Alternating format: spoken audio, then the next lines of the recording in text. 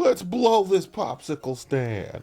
Welcome to another episode of Otaku. I'm the host with the most, aka Sleepy Melbourne, in the building. Judge Charles is here with me. What's up? We here with Solo Leveling, episode 11, season 2? Yes. Is it technically season 2 or is it part 2 of season 2? Part 2 of season 2. Alright. And so we have the Ant King, is what I'm going to call him. I mean, that's what he is. Are you their king? Basically whooping on all Everybody. of the S rankers. We don't even get to see his body while he's destroying all of the Japanese S rankers until he fights. No, he whoops on some Japanese S rankers and then goes and whoops on the Korean S rankers, killing one of them. Man, I like seeing the S rankers fight though. That was probably my favorite part. What? So that means you can Seeing them fighting the queen? Yeah, see what it's really about.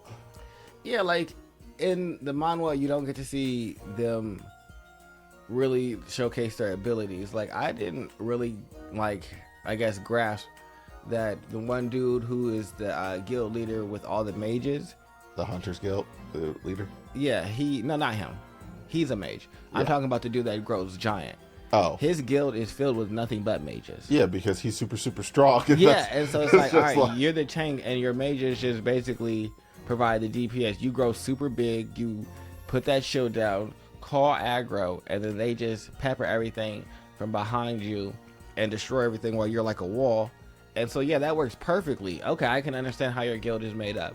And then it's like the ultimate weapon who is like large scale like destruction, and then you have Cha, who is like a combat tactician, even though like she's like when she went against the one ant and was like, yeah, I'm not necessarily the strongest to cut all the way down you, but what I am going to do is stab my sword into you and then land on top of it and use my body weight to slide all the way down your back. I was like, that's genius.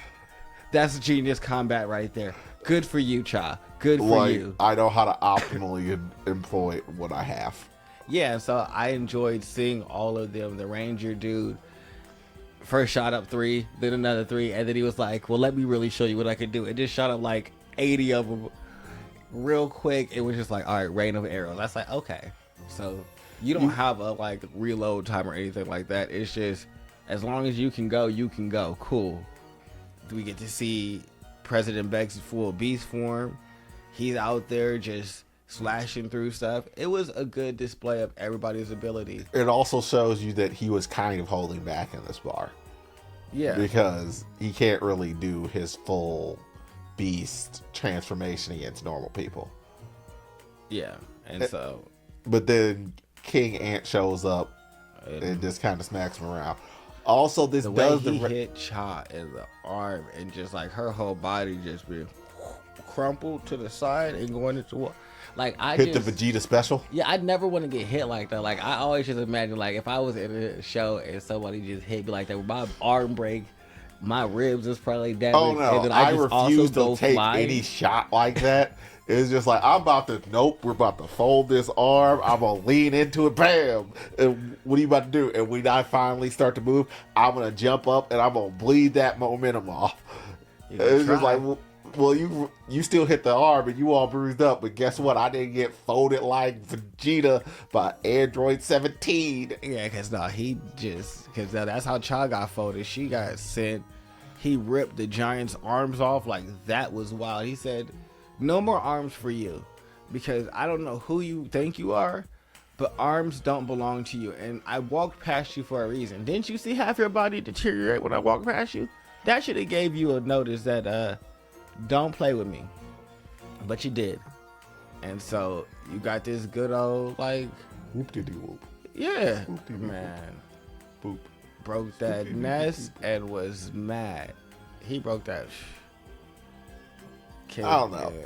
So what's your opinion of the Japanese hunters? The scaredy cats. I like them. You like the scaredy cats? Yeah. Because I really feel like it was mostly. Oh, yeah. This is mostly Goto's fault. Goto? Yeah. I don't know. He's the main dude. He's a leader of the Blade Guild that brought all these Japanese S-rankers from the Blade Guild. Yep. And so, like, they just were trying to, like, support him in doing this, like, sneaky way to become, like, a national hunter. And then he realized, all right, I'm in for no good. But at least he told his one person to run. Oh, oh, you're talking about towards like the end. Yeah. When they finally run into the group and they're just like, okay, well, I think we may have went into this Sko's too cocky. Yeah, so like he still prioritizes his people. So I fuck with him as like a leader, but I think that it's mostly his fault that they're all in this situation because he was overconfident. Yeah, I mean, they thought they had the leeway to be able to stab people in the back. And I feel like you thought you had the leeway to like engage a S-rank dungeon in some type of controllable fashion, like you were the ones that were in control of the situation. When in reality, all S-ranks are just uncontrollable like events, and you need to adapt to what's happening. And y'all didn't go in there with that like same hunter mentality that you probably should have. And y'all thought, oh, this is just going to be a run-of-the-mill mission, and so you're trying to operate like that, and that's not how this goes.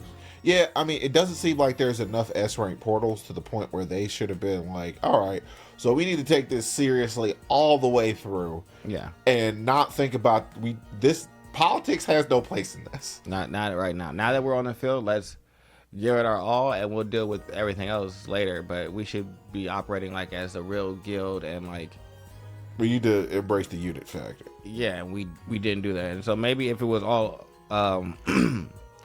was 11 of them or 6 of them of the Japanese, they could have fought the S rank the ant on a better scale, or he wouldn't have killed them, and he would have had to like neutralize all of them like he did the Koreans because they were all together. So it's like, all right, I can't really just like focus split you guys off and pick you off. Yeah, so I'm gonna neutralize you all. So maybe a little bit better there, but yeah, it's just like, but by splitting up, you provided the opportunity for weakness. Yeah. And then, and then we get the real special because he's gonna sense those S ranks. Because Jinwoo summons his crew, and he doesn't really summon his crew. No, the shadows take initiative and pop out. And they're like, we're gonna hold off for a second. We'll give you a second. It's just like, what are we about to do? I mean, well, it's probably, I don't know. Jinwoo kind of has a soft spot for Cha. So I mean, it's just like, yeah, can't let her die. And so we see all of the Shadow Warriors pop out and are providing a barrier against the ants. And Jinwoo says exchange. Yeah, I mean, I don't know. I don't know how everybody should feel because he's coming to the like Jinwoo. If you look at Jinwoo out from the outside, you're not coming in here with armor or anything. It doesn't seem like you're taking this seriously at all. Yeah, you're coming there with the army though. But well, I mean, you're walking army.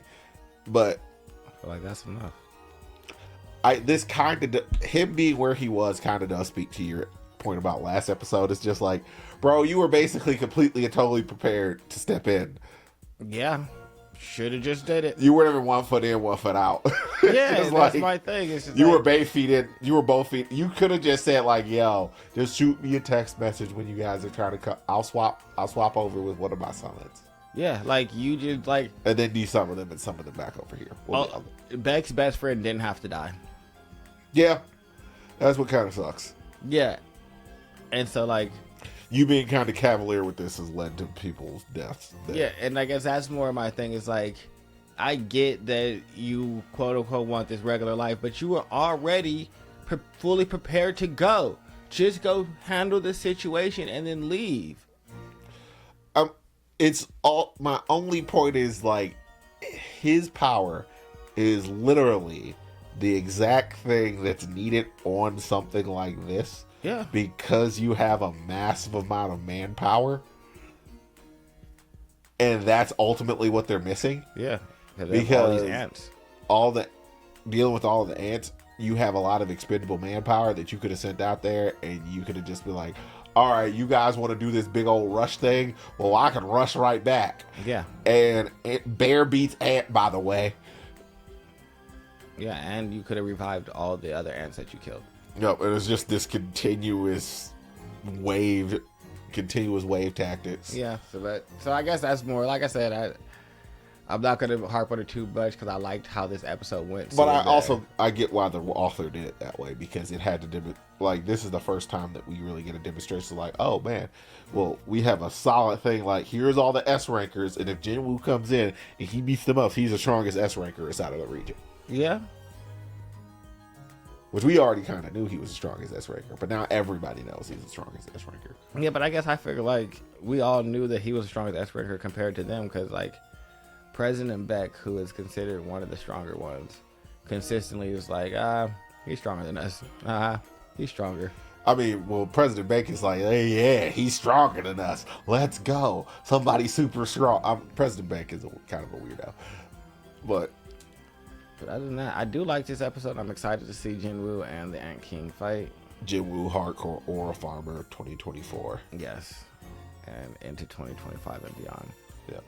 Other than that, anything from you? No, not particularly. I enjoyed the episode. It was I wouldn't say it was quite a masterclass, but it was a good narrative explanation, and allowed you to clearly delineate it's going to allow us to clearly delineate how strong Jinwoo is in comparison to other people. Yes. And keep in mind that Americans are supposed to be stronger than the Japanese by a large margin. But if the Japanese just would have brought more S rankers, this wouldn't have been a problem. What I think is funny is the Chinese are, in my opinion, the strongest. Chinese? Yes. Who are the Chinese? You mean the Koreans? No, the Chinese. We don't have any Chinese there. Not here, but in general. Overall? Yeah. There's a possibility.